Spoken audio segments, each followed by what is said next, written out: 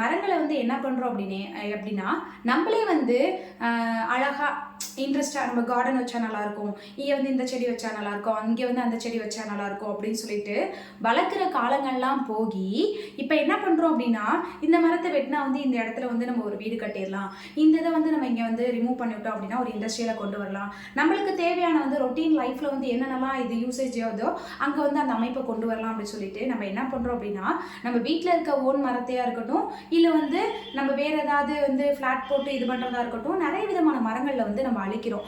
மரங்கள் எல்லாத்தையுமே வெட்டி அந்த இது வந்து நம்ம ஓன் யூசேஜுக்காகவும் வந்து என்ன பண்ணுறோம் அப்படின்னா அதை யூஸ் பண்ணுறோம்.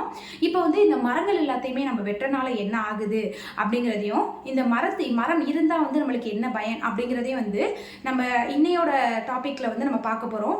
நம்ம ஃபுல் வீடியோக்குள்ளே வந்து போகிறதுக்கு முன்னாடி நம்ம சேனலை வந்து சப்ஸ்கிரைப் பண்ணாதுங்க, சப்ஸ்கிரைப் பண்ணிக்கோங்க. தேங்க்யூ.